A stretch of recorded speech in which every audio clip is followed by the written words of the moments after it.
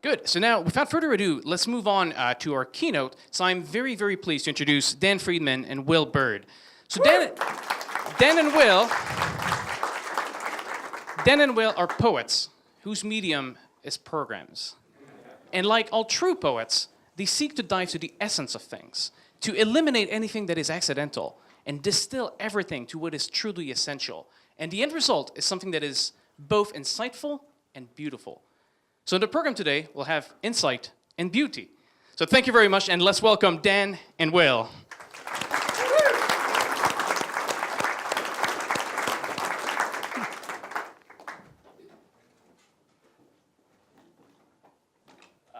Send a projector. Yeah, there we go. We have 2 slides in this talk. So it's twice as good as the last talk on miniKanren. Yes, so this is poetry, but it's troll poetry, if you will. So the way it works is that miniKanren is a language that exposes your inadequacy of understanding, in that you take some program that you think you understood, and you implement it in miniKanren, and then you quickly understand that you don't understand it as well as you thought you did. So we'll maybe show a little bit of that during the talk. And so one takeaway is you can take all of your Racket code that you think you understand, by all I mean written in a tiny, tiny subset of Racket, also known as Dan scheme.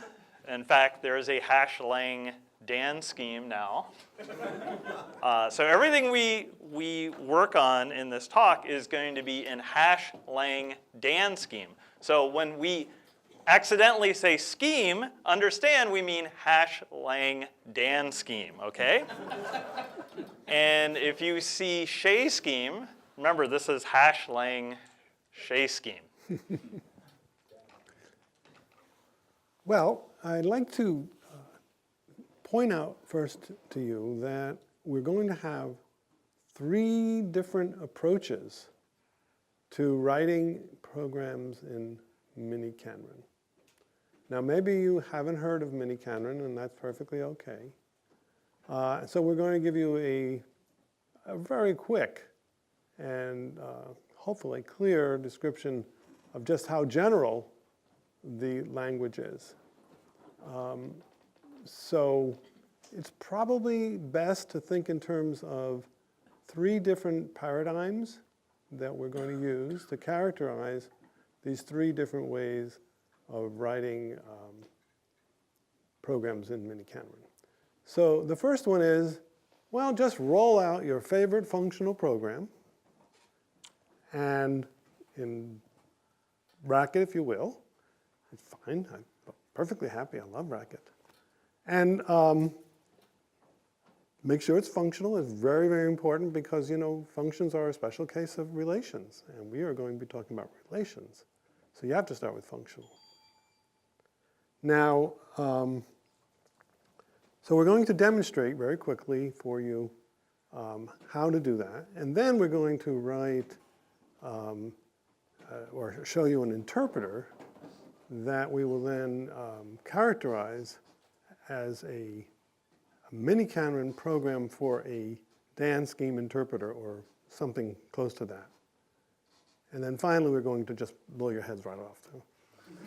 We forgot the middle step. What's that? The middle step. Which is? Directly enter the rules. Oh, yeah, but that's so obvious. No, this is one of the main points of the talk. We have 2 slides. This is the other slide. Well, I don't like to right read in the middle slides. is remember the one in the middle. This is important. Yeah, it really is, because some years ago, when Will was a student of mine, I had to explain to him why I was no longer going to be using Scheme as a programming language.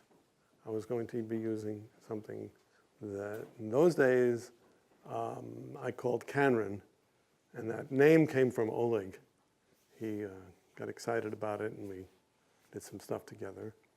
And so I wanted to explain to Will that there's a ton of stuff out there, just tons and tons of great rules whether it's typing rules or what have you, and we can just lift it and play with it, just all by ourselves.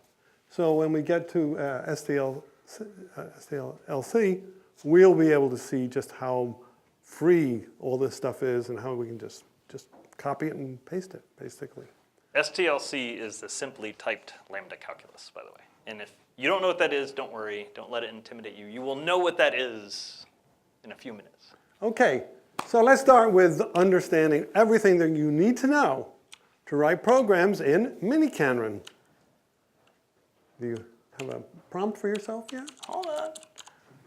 Forget this. All right. Forget what this buffer says. Okay, so let's start really, well, first of all, how many operators are there? Oh, there's 4 operators we have to learn. One of them I don't actually call an operator because it's just a little interface tool to get you off the ground. So it's really 3 operators.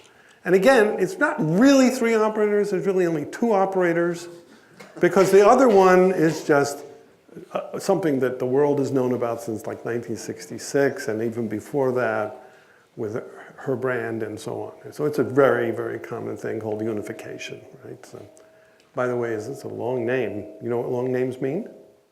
Easy ideas. Okay, so here we go. You're getting a little feedback, Dan. And a very small breakfast so far, so I don't know what that means. Okay, so here we go. Let's just see what this is. The unification operator, equal, equal. Let's just try 5 and 5. What do you think? Well, 9 and 55. Okay, so that's a third of the language right there. It's the equal, equal operator that is the third. Not the 5s. We assume that. Okay, so let's see what it does. I'm excited. Well, what does it mean, Dan? Oh, it just says if 2 things are the same in some sense of the word the same, then we will succeed. Think EQUAL and Racket, question mark. Equal, I think you call it, right? So this is like equal, and if we return it, we should get what? I hit return it. I should get hash T, absolutely. Hash T, true, right? And I get procedure. So what do you think run is all about? Run is going to make that disappear. So that's the one that's the interface operator. Okay, so just make sure you don't waste, try to remember to do that. So now we're saying we want one answer, and whatever that answer is, we will be able to ferret out that answer if we know the variable q. So, oh, but there's no q's up there, so we got no answer. Well, we actually got an answer. It succeeded. And you can't beat success, right? So that says we are going to have, just ignore the outer parens at the beginning here. And now there's another outer paren, you can just ignore that one too. So the answer is _.0. And that's the association that we get from Q. So Q is the query variable. So it's the value associated with Q that we care about. And in this case, Q is just not involved in the computation. The only thing we really care about is, does this call to equal equal end up succeeding or does it end up failing? We don't talk about truth and false, or true and false. We talk about success and failure. In this case, it succeeds. 5 is equal to 5, so therefore this query succeeds. Q is not involved in the computation, therefore Q remains unassociated, uncommitted, if you will, right? And so our representation of an uncommitted variable is _dot some number. Okay, we'll see some So numbers. let's try 5 and 6. I want to see if those are equal. Okay, so are 5 and 6 the same according to equal semantics? No. So what should we get back, do you think? Empty list, okay? Because we're getting back We got no answers. a list of answers, okay? You can think of this as a set of answers, really. But we're getting back a list of answers. In this case, there's no value for Q that would make 5 equal to 6. That's the way you can think about it. Is there any value for Q that makes 5 equal to 5? Yes, any value of Q makes 5 equal to 5. It's not involved. Is there any value of Q that makes 5 equal to 6? No. For no value of Q is 5 equal to 6. All right, so let's get Q involved. How about that one? Now what do you think we'll get back? 6 in a pair of parentheses. Now the inner pair corresponds to the number of answers. So if we had a particular program that returned more than one answer, it would be less obnoxious to look at. But the other set of parens, we'll see them later, again, as I said. So let's not worry about them yet. Okay, well, Okay. All right. we've got a so really we've complicated seen thing. half the language now, actually. Yeah. 50% done. Here we go. All right. Now let's see The next thing. what happens if we want to have an extra variable in here for some reason, like x. Okay. Inside? Yeah, do it fresh. So this is the third operator. Now this looks something like a lambda, right? And that's exactly what you want to think. So it takes any number of arguments. You don't get the dot operator or anything like that in the formal parameters, but you do get any list of symbols. And even though we could make it work for putting in the same symbol twice, we prefer to see an error message, so we don't do that. Some kind of error message. And now we have, who knows the answer? Anyone? Underscore dot zero. Why is it underscore dot 0 instead of 6? Because Q Q is not involved in the computation. Not at all. Right? And we believe in lexical scope, because lexical scope is magic, according to Dan. So therefore, that X is just its own thing, it's locally scoped and all that. Q is not associated. Of course, we could change the X to Q. Then it gets Then we get 6. 6. Or, here's the fun part, is that once we're in fresh, we could use another call to equal equal. So how could we get back 6 in this case? Q and X. Okay. All right. Okay. And the important thing here is that once we're in this world, we can start playing games like reordering the code. Okay. And this has the same semantics. Okay, so now you have only one other operator to go. You know, we've been mentioning that when it's a whole list of values, that it's less obnoxious to look at this. But now we're going to show you that operator. You all remember the operator cond from Racket or Lisp or what have you. So we're going to use cond, right? So let's just write a cond here. And now we have as many cases as we want. The E stands for every answer if you want. So Q could be 5, Q could be 6, and let's see what happens. And Any ideas? 5 and 6. run 1. Run 1. This is where that 1 comes in. We asked for the 1 answer. Now, could we have gotten 6 back instead? We'll try 6. Sure. We could have gotten 6 back instead of 5. That's implementation specific. We will get back some answer. We could flip a coin if we wanted to. This particular implementation doesn't, but you should imagine that the order of the answers we get back doesn't matter. I can ask for a second answer, and now I get 5 and 6.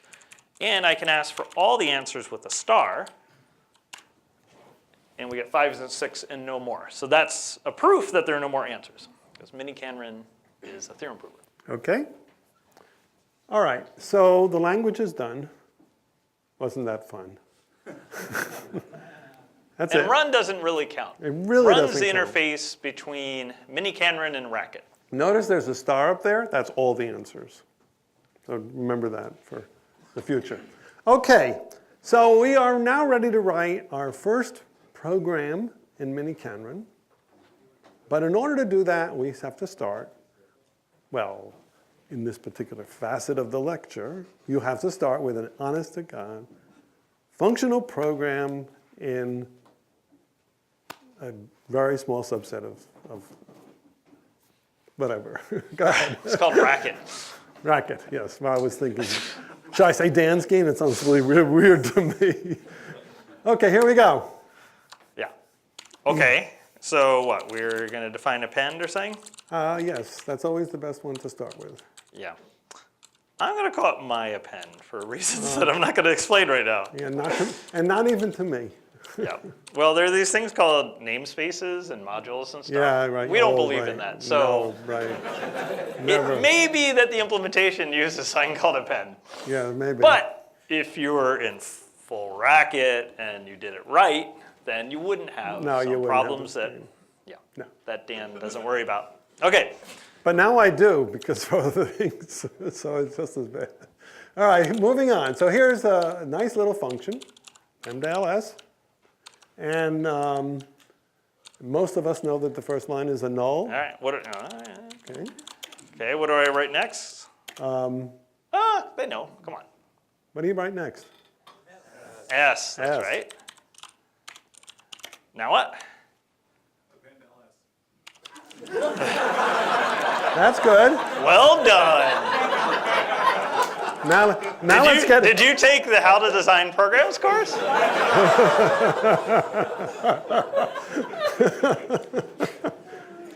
Only 2 mistakes in that, not bad. So first we have to write the natural recursion, which Oh, is, all right, we're past that part. well, Fine. Okay, and Could what's the or L. natural recursion? could or L, right? Could or Now L. it's natural. And now we can extend the natural to adding why it's not correct. So it's now the car of L. And now we are done, and it works like a champ. Oh, my append. And you know what? It might have worked. And that's even I think worse, I need right? to That's take- a yeah, it really would've- it bad would've worked. situation.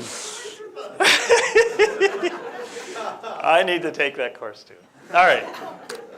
So now we have my append. Right, here we go. And it's nice to have something like the easy case right off the bat, right? Here we go. Yeah. And so we won. We got, step 1 is done. Now our next step is to translate with almost no thought how to write. Will always thinks that I'm crazy. It's all right. It's fine. Most All right. people do. All right, so we're going to turn this program into a miniKanren program. So the first thing we're going to do is we're going to change the name to myAppendo. My appendo? Okay. Unless you want to go to just appendo, that works for me. I don't care. That's fine. The rule is there is no rule. No, there are rules. No, it's not a rule. It's a decision we made to make it easy to distinguish whether something is a function or a relation. That's it. And all right, the little O kind of looks like Dan thinks it looks top like of a a question question mark. I don't know, whatever. Okay, so we're done with the phase 1 as soon as we add an extra argument to the reason Well, we that's add, a different step. Come on. I know it is, but okay. So all right. So we go through. No. Yeah. Fine. Out. Fine. You really shouldn't call it out. I know we shouldn't call it out. I do. I really do. But you have to have some reasonable sounding name, pronounceable, and has the O in it, and all the good things. Okay. So what we're going to do now is just walk through this very easily. So the first one, we have to change the con to con-d. Right, that would be wrong. Now the second thing we do is we change the null to nullo. Very good. And then we want to assume. I don't have nullo defined though. You have what? No? I don't use nullo. That's not the way to do it. equal. We only have equal, Okay. condi, and fresh. That's it. Equal, so what would be the equal, quote, equivalent nil. of null? Equal, quote, empty list. So we have to use our Equal, friend yes. equal. Okay. And this does 2 jobs. So if L comes in as the empty list, this will succeed. If it's not the empty list of something else, like a pair, it will fail. But the other thing is if L comes in and doesn't have a value yet, it will become the empty list. That's the magic. Sort of like a 2-way pattern matching, if you want. In other words, it's just been freshed at some point, and it's still fresh. Okay, so now what we have to do is we have to associate the answer to the variable out. So let's just do that with equal. Oh, just giving it away. Okay, fine. I gotta make it work at it. Oh, well, you tell me. Never mind. Okay. All right. So we don't return values. Instead, we have this out argument, and we associate the out argument with a value instead of returning it. So did anybody want to guess why Will doesn't like the out argument name? What's that? Louder? Because it can go in. Yeah, exactly. Because it's relational. It can go every way.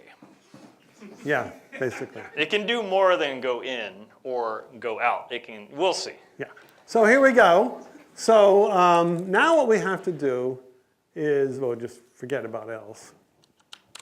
And now what we have to do is break up these expressions into what we call nested expressions. It's kind of like CPS.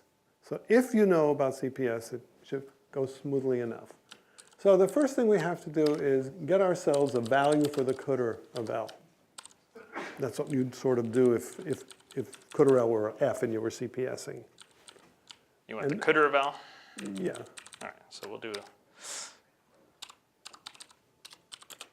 Oh, you kind of make use coulter O because we're not going to use that. But we could do it the other way if you want. If you want to just use equal, we can do that. Let's just do that.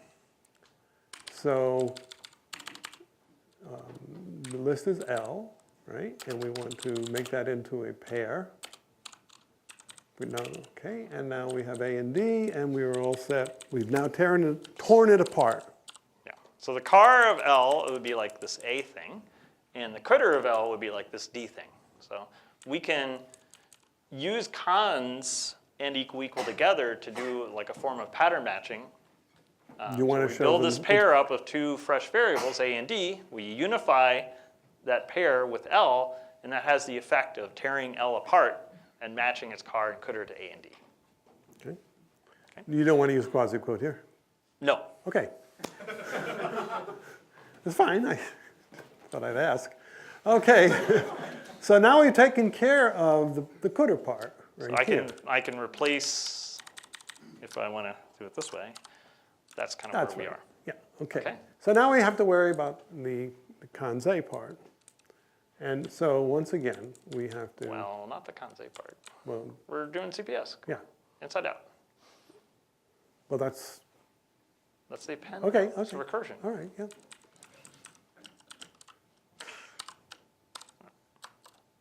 All right, so we have my appendo. We basically are going to have a call to my appendo, except my appendo, unlike append, takes 3 arguments instead of 2.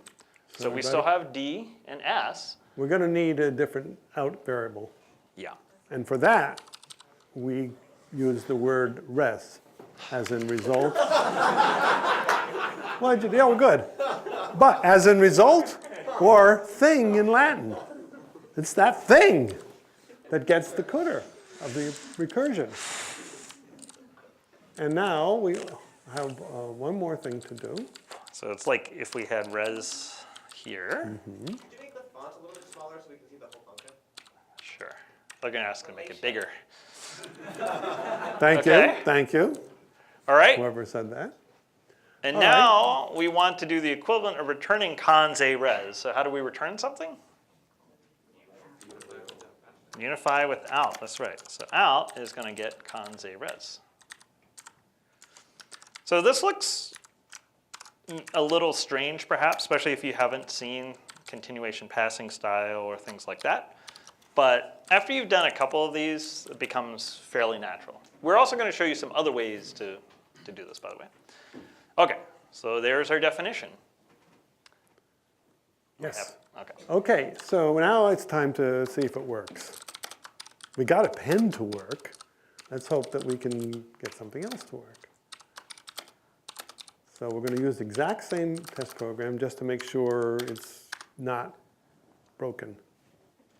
And sure enough, we get one answer, and it's the right answer with a bunch of prints. Okay, so let's see, is there other things we might do? Okay, well, what's that? Is that all the answers? How can we tell? Run star. Run star. Looks like it. That's a proof. It's a true proof. Okay, Okay. that's a good example. What else? Well, could we put in a variable, say, where quote DE is? Okay. There's one. And let's put in the ABCDE here. So I'll take the old answer and put it there. So what should we get back? Okay. Look at that. Perfect. Now, is that the only answer? Apparently Yes, it so. is. Okay. Now All let's right. try, let's see, how about moving that cue to the first position? Okay.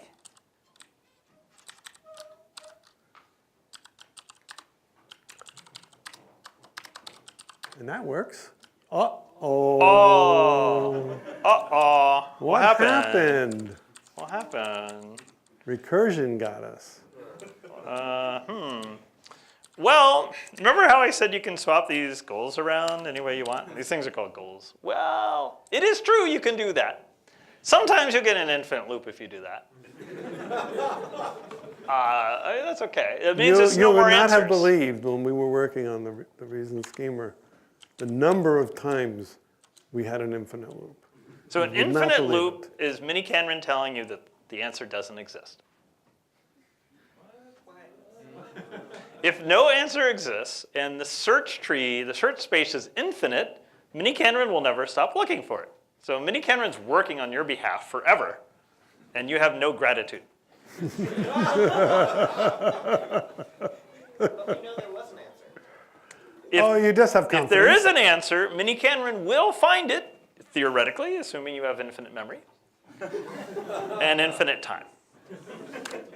But if we reorder, Notice, the recursion is last.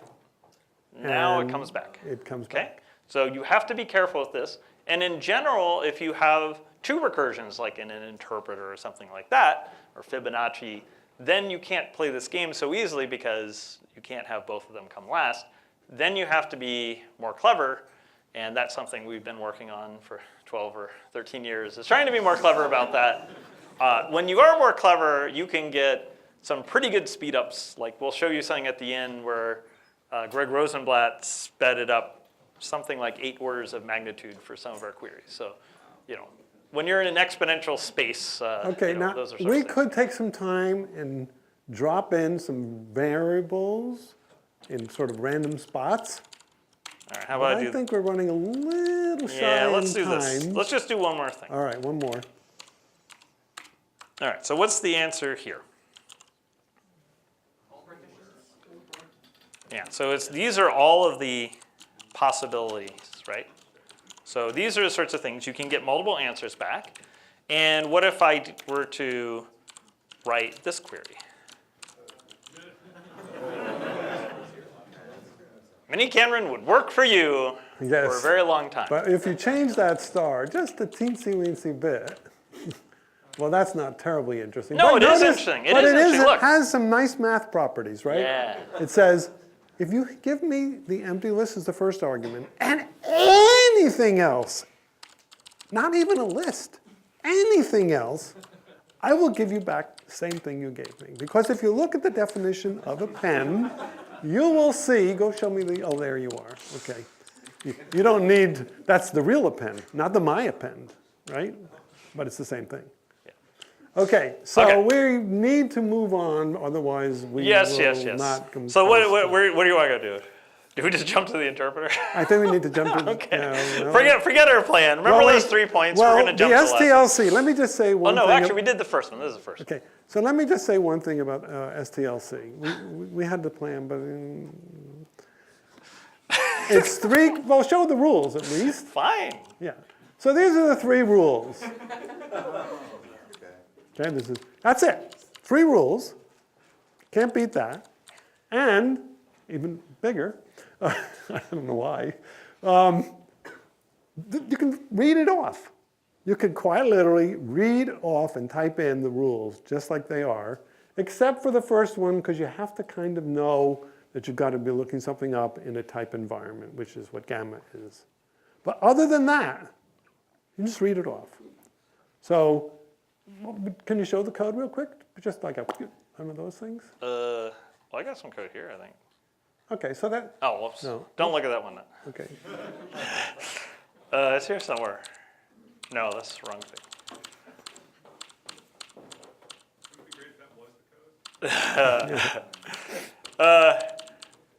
Oh, yeah, I downloaded the code. You sent me the Yes, I sent you the code. code. Oh, yeah, hold on. Yeah, Dan sent me the code last night. Actually, this runs in Racket, I think. What is it called? Downloads. Here you go. So you were showing Racket after all. There it is. So that's it. You see the condy, you see the 3 cases, and you see the lookup O. And you see the arrow. So. And arrows in all the right places and such. In Racket, you can use gamma and stuff, but we don't know how to do that. It's like Unicode or Well, something. we don't use it too often, that's it. Okay. All right. Okay, so now we'll move on to the juicier part of today's talk. Okay. Okay, so we said that's you can run rules. That's it. And so many rules are out there. It's wonderful. All right, so here we go. And then you can run those rules backwards, by the way. Ooh. And what do you get when you run a type checker backwards? A type inferencer backwards? Inhabitation. Type inhabitation, which are programs that have that type. And so when you run 100 or 200 or 300 to get answers, you get 300 answers, all of which are programs. So it's a program generating system when you have types. Okay? All right, next. Okay. We will talk about okay, so now we're going to change levels, conceptual levels at this point. We wrote in Scheme, that was when, before Racket. We wrote in Scheme to implement miniKanren. We then, now, will take and write a scheme interpreter in miniKanren. Okay? Just like we wrote appendo. or Exactly my- the same. And you'll know because we're going to call it a val. Oh, yes. So, oh, there it is. You're And you'll so see much that faster it than I takes am. an out argument as a second argument, an expression and a value. So that Q represents the value corresponding to the expression that's its first argument. So what's the value of lambda XX? Closure! It's closure. Woohoo! There it is. That's right. You guys see it this way with the word procedure, right? Okay. Yeah. Okay, so now what do we do? You saw obvious. my appendo. What do we Right. do with the valo? Run star. Okay, that's a good one. Proof. Proof. There's only one. All right, Only good. Okay, now what? The key words in this enterprise. Yeah, the answer is the closure. Let's take the closure.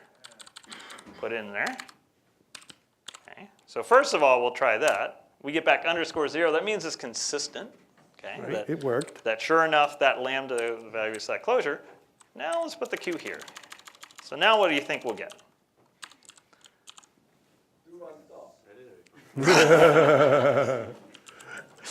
Okay. No lunch until it comes back. Thank you, Matthias. All right, What? run 2. two, All right, all here we right. go. Ah, look at this. Ooh, so what does this answer? So the first one is lambda XX. What does the second thing mean? What is that? So you can see there's a side condition. That's why we have that extra set of parentheses. That's what it's for. We have a side condition saying _0 is some symbol representing an identifier. So this could be any identifier. It could even be X, actually. So if I said this is Y, for example, then basically it's saying that this expression should evaluate to the closure representing the identity function. Okay? All right, so that's what's going on there. So that's the idea of our Valo friend. Okay, so now what can we do with it? That's more fun. Any thoughts? How about I love you? I love you. Okay, sure. So You may have seen this, but it's so cool. yeah, well. All right. You may have seen a couple of these things. That's okay. It's okay to see them again. Each time it becomes more obvious, right? Yeah. So Matt Might wrote this blog post on 99 ways to say I love you in Racket, right? So there are 99 Racket expressions, right? That evaluate to the list I love you. And Will, by the way, do you have any of your own private versions of this? of what? How many do you have? Why haven't I gotten it? Hold on. No. How many have you got stored away? We haven't shown it yet. Wait a second. Well, Wait a second. That comes later. okay. All right. Okay, so. Thank you, Dan. Okay, so what are we going to do? How do we try to get 99 Racket expressions or Dan scheme expressions that evaluate to the list I love you? Run 99, sure. Okay, and then I can just type in I love you, right? Hopefully. All right. And sure enough, we get 99. We get 99 things that are all going to evaluate to the list I love you. yeah, supposedly. Let's see. Yeah, there we go. So there are all these side conditions saying that these underscore zeros and underscore twos are identifiers, and symbols representing identifiers and all that sort of thing. But that's the sort of thing we get. Okay. Once we have that, then what, Dan? Well, you could probably do something like Quines that Stuart Holloway suggested. Okay, so what is a quine, Dan? It's an expression that evaluates to itself. Ooh. Those are puzzles in general, right? People say, okay, can you do it in C? Can you do it in whatever? And there's a website out there with like every language has its own quine, so to speak. And let's just see if our eval will give us, oh, look at that. Oh, what happened? Oh, you cheated. You Sorry. Okay, they can do the next one. All right. Anybody else? Okay, wait, hold on. We got to check that it's a quine. Oh, yes. Verify. Proof. Okay. All right. Now, what else you got? All right, you want to do twine? No, I was. Okay, what do you want to do? Twine is okay, but do it fast. Okay. Because we're now even fewer minutes left. But it's really cool to see the twine. You know what a twine is, right? It just, you take an expression and it evaluates to some other expression. And then you take that expression and it evaluates to the one you started with. That's called a twine. And every quine is trivially a twine, so we have to put a constraint on it saying that they're different. This is called a disequality constraint. And we don't know if it's correct, but we have to find out. So notice this expression has a quote on it. This one does not. Now we'll get a quote back. This is called trolling, which is what miniKanren is amazing at doing. It can absolutely tell you things you didn't really need to know. It's like you didn't like that twine? Make your own. Yeah, After you generate a few, like tens of thousands, I think you start getting interesting ones. something more interesting. Yeah. Okay. So now we're really ready to get to the juicy stuff. Okay. So where were we? We had just written an interpreter called eval, right? Yeah. And now what we're going to do is we're going to write a program called append using the interpreter called eval. And It's the data to it. So we're going to need some way of calling this interpreter recursively. And so we're going to need something like a letrec or whichever your choice is, Will. Yeah. So who, by the way, came up with this idea? This is Michael Ballantyne's idea. He was working with Will at Utah, and Will is moving from Utah. And let's see what happens. Hold on. 1 second. We need like this hash lang thing, right? Yep. Or, yeah. Sorry. But all of this actually does work in Racket. I just don't know how to load the files as well. Sorry. I'll learn someday. Incomplete search, whatever that is. Yes. Yes. Okay. So as I said, this Forget is you saw that. And what you're looking at, what you're looking at now is really very live research. You know, the book came out in 2006. 2005. 2005, and that's a few years ago. This is now very active research. And actually, I think probably most of the researchers do it all in Racket at this point. Yeah. Okay, so let's do what Michael Ballantyne suggested. And let's actually define append. But like append as if you would write it in Racket directly, okay? No need for O's. Yeah, none of this other stuff, so we're just going to do, this is not the relational version, this is just the functional version. And I'll do this.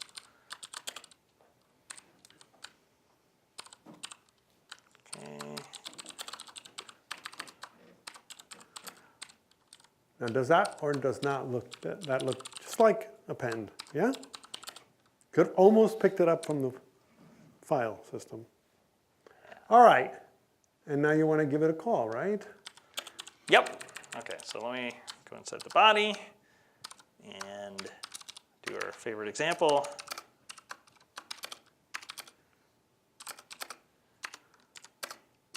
Now notice this one doesn't have an out inside of append itself, but evaluate takes a second argument, so we can put the query variable there. And let's see if this runs Stare at forward. that for a minute or so. I mean, you really got to stare at that. It's just append. Yeah, it's just append. And there's the answer. And now try it with some variables, Will. Okay, so now the interesting thing, what Michael pointed out was, what we should be able to do is the game we played with appendo, where we take the list, we plop that in where the queue is, that's consistent, and now we can go in and put a queue here. Notice this whole expression is backquoted, so comma q, that's our query variable. So what do you think we'll get when we run this? This, by the way, means that quasi-quote is part of a language that's being interpreted. Yes, so we implemented actually, well, no, this is quasi-quote in scheme. You deleted the quote, though. Oh, yes, we did. We did delete the quote. That turns out to be important. Yes. That turns out to be important. So what do you think we'll get back? We better get ABC. Okay, we will not. That is not ABC. That is quote ABC. Oh, okay. What do you think will happen if we do a run 2?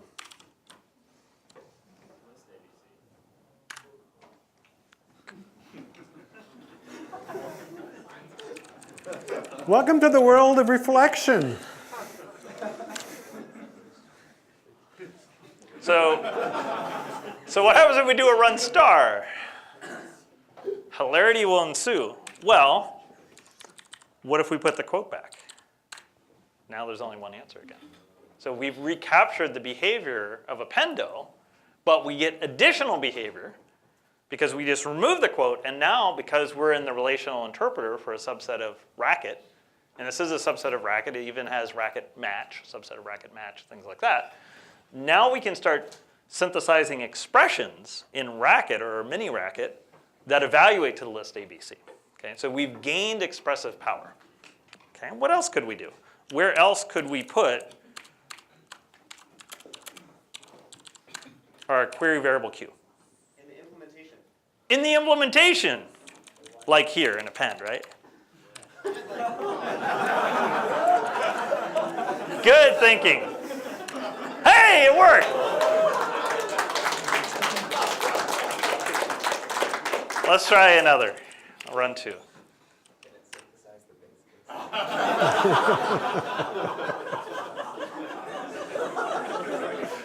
That is actually correct. Now do run star. Run star would be bad idea. There are infinitely many. Well, what about the third one? Can, Okay. can you mess with the definition at all? All right, yeah, hold on. Oh, well, you This is don't. fun. I'm looking I like at this. I'm looking at the clock. So this is miniKanren trolling, pretty hard. But I love this answer. I wouldn't all have you come up with that wanted. one. If some undergraduate gave you that answer, you'd be like, F.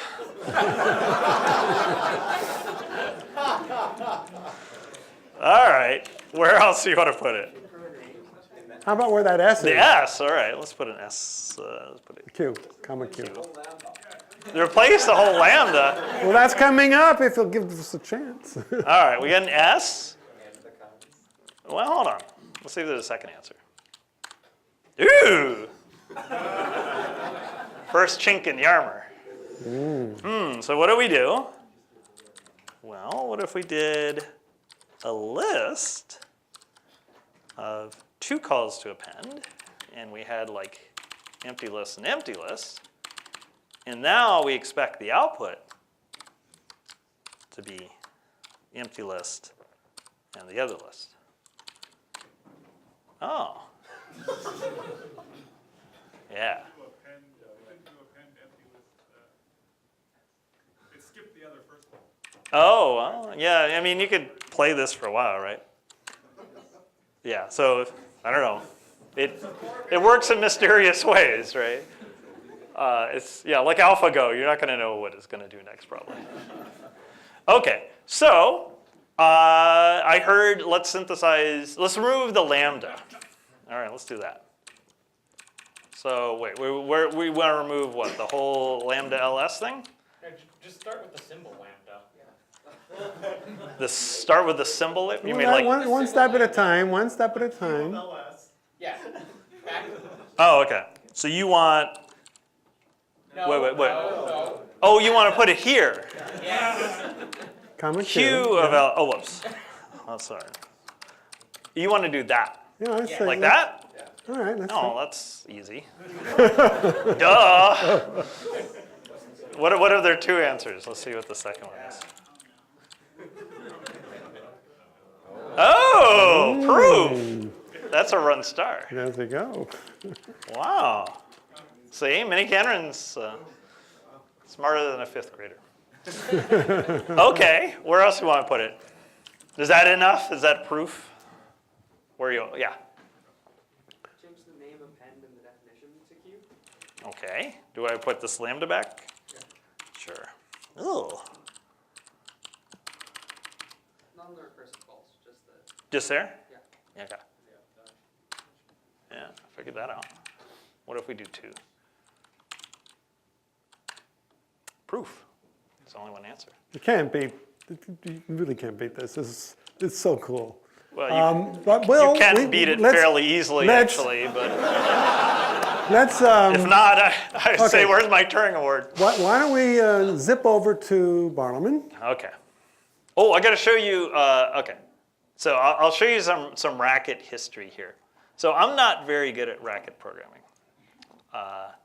but I decided the day before I gave a talk at Pepham that would be a good time, the night before actually, it'd be a good time to learn enough Racket to implement a prototype of this, The Barliman stuff. of a front-end interface. So this is what I ended up creating. And it's on GitHub if you want to play with it. I don't recommend it, but it, it's like Babby's first Racket program or something.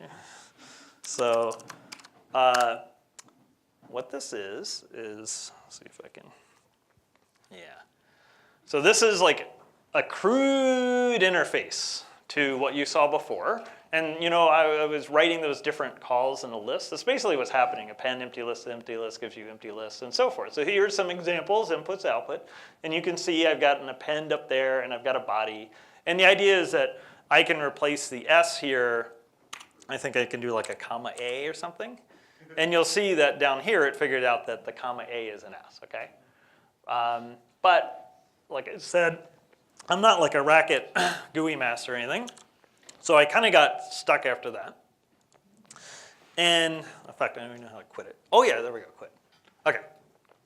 So I learned myself a tiny bit of called Swift, I think it's called, yeah. And I made like a slightly less bad version, very slightly less bad, called Barliman. And so this is sort of the same thing. And I hope people, actually Michael Ballantyne and I sat down and we realized that actually we could do, or someone could do a much better version of this in Racket, that everything I'm doing actually could trivially be done in Racket, I think. So I hope people will try to take that up, and maybe that's a good thing that we could do for tomorrow for office hours. Sit down with some people who know Racket better than I do, and we could try to knock this out. But anyway, what we're going to do is we're going to try to do the things we were doing before, except we have sort of a constraint interface where we have input and output examples on the right.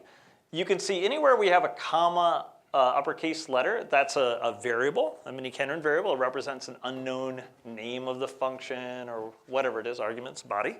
And there's a little extra special sauce. So Michael Ballantyne sped up the version of miniKanren by an order of magnitude using some clever tricks. And Greg Rosenblatt came along, and he used some other clever tricks to speed up some of our queries about 8 orders of magnitude, which turns out helps quite a bit. And so we're going to show you kind of a couple things that you can do once you've sped things up. So let's try this again. So append empty list to empty list. Should be the empty list. And now Barliman thinks and it says, okay, you want to find append, and it's going to be variadic. It takes any number of arguments, and it returns the empty list. Well, let's give it another.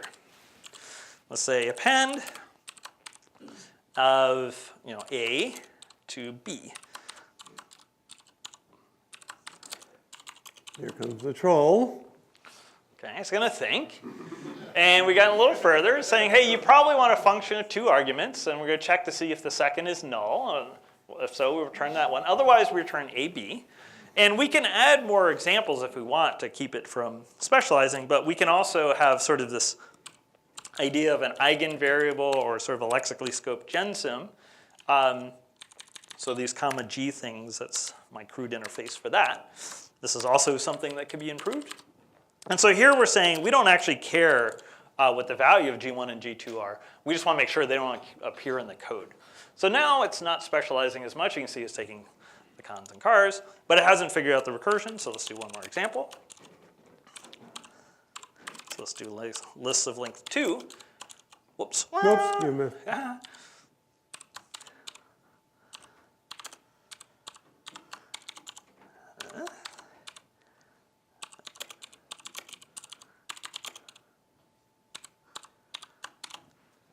Okay. Now it's going to think about that. Hopefully I gave it the right example where hilarity will ensue. Okay, so it came back and it figured out the recursion. Now it's a little hard to read that, so what I'm going to do is I'm going to give names to the arguments. And now you can see that it got the recursion, and this is the correct definition of append. So it was able to actually fill in all the details. And in fact, if I really want to, I can replace that whole thing with a logic variable.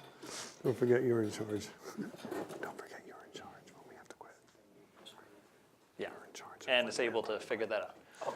So this is, this is still only like a sort of a 3-line program that we're able to synthesize, but we've made a lot of progress in even getting to this point, and it looks like there are a whole bunch of techniques that we haven't tried yet or haven't used yet that will help us radically speed this up much more. So, we got 9 orders of magnitude over the last 2 years, and I'm hoping if we get another 9 orders of magnitude, then it'll start becoming interesting, and then the next 9 orders of magnitude, that will really count, and at some point it starts to add up.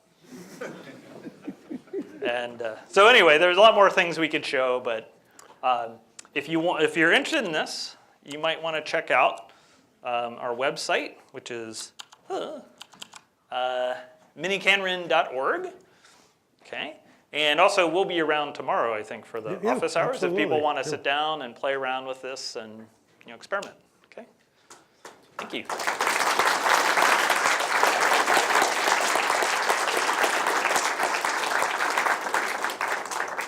Excellent, excellent. Thank you very much, Dan and Will. We have time for a few questions as well, if people have questions. And given that it's a pretty big room, I think it's probably best if you just, speak as loud as you can and then have the speakers repeat the I question. think we'll be able to hear it, especially from the second row. Yeah. With the program synthesis, have you thought of anything like tactics and proof assistance? Okay. Where that kind of goes the other direction, but since you're going both directions, do you have programmable tactics where you can help it figure out the program to synthesize? So the question is, for program synthesis, have we thought of using things like tactics to help? Yes, we've thought about this. And in fact, if you notice, there's a whole lot of information that we're not exploiting at all. So in all the examples, we're giving exactly 2 arguments to append. But the system doesn't know. It thinks it might be variadic. So it spends a lot of time trying variadic versions, for example, where a very simple rule might be, if all the examples take exactly the same number of arguments, maybe you want to guess that. Or you maybe parallelize it and have something like that. I think there are a lot of things we could do with tactics, lots of things we could do with heuristics. There's a lot we could do with parallelization, where, hey, why not run it on a machine with 40 cores or something like that, and then you can be speculative and try guessing some heuristics and things like that. We're also looking into machine learning techniques and all sorts of other things. Another thing you could do is, we're doing basically a subset of Racket without any types.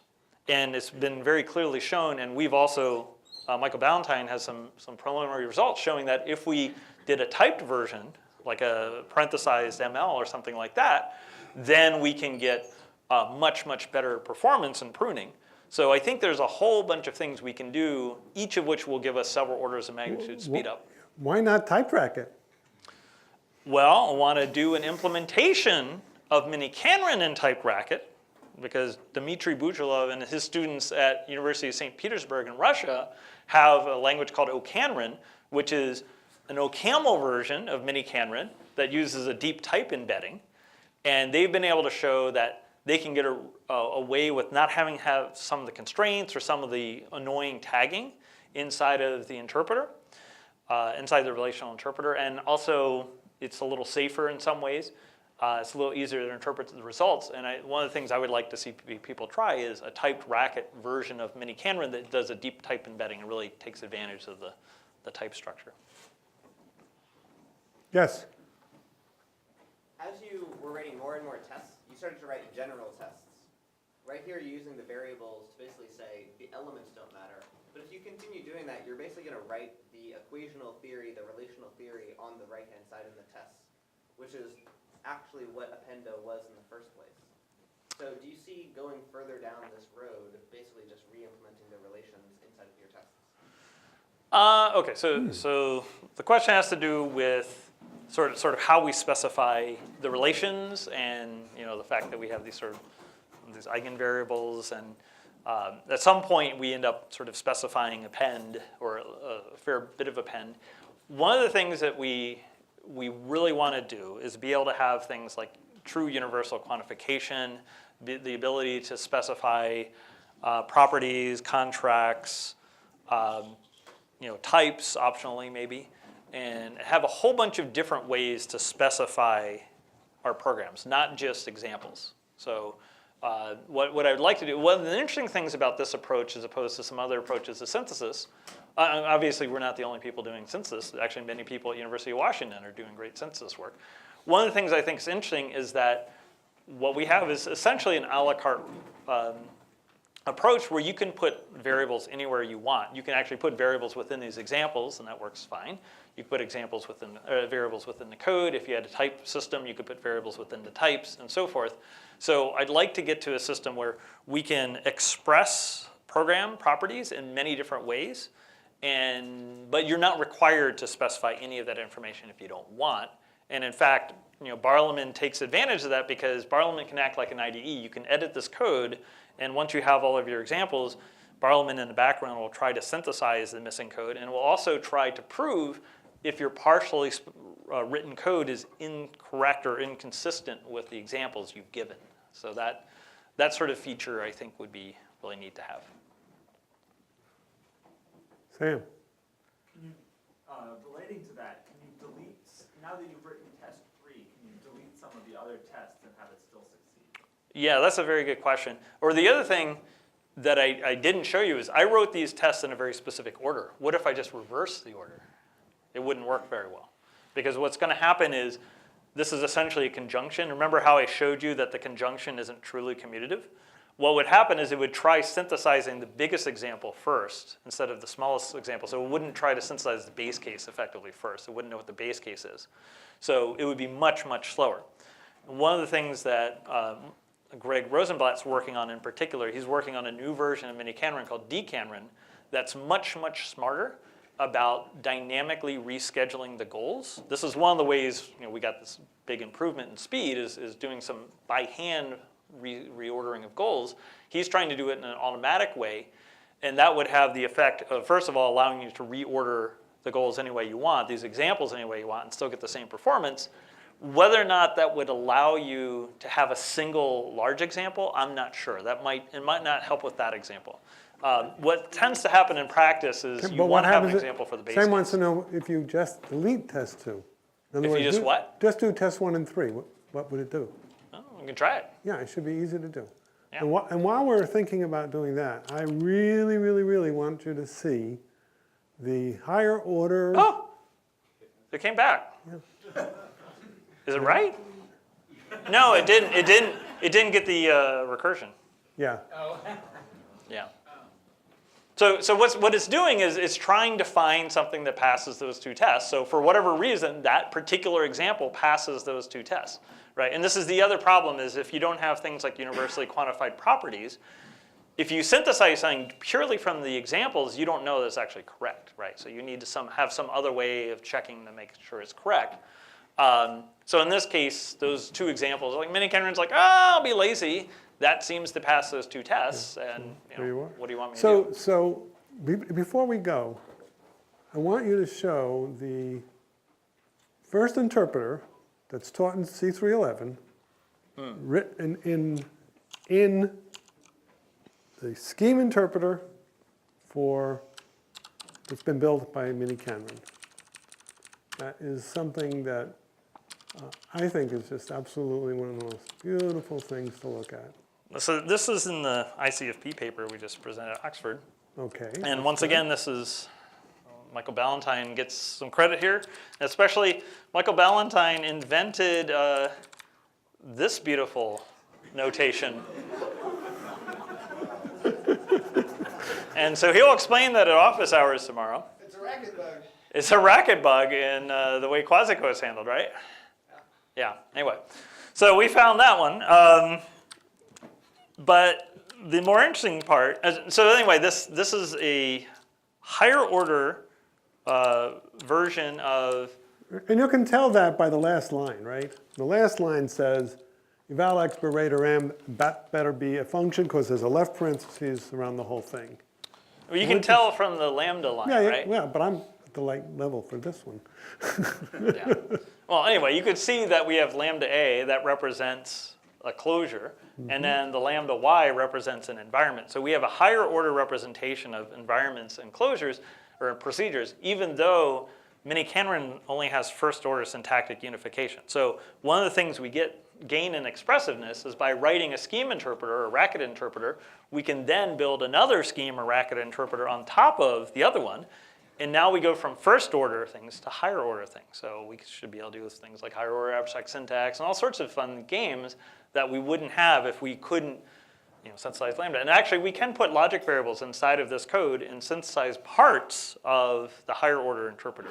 It's very slow because we have interpreters inside of interpreters inside of interpreters. One of the things we want to do is try to collapse those towers of interpreters to speed things up. So that would give us a tremendous amount of expressive power if we could do that. I think seeing this shows that the kinds of things we're thinking about have tremendous potential. So I think that's a good place to stop. And thank you for your attention.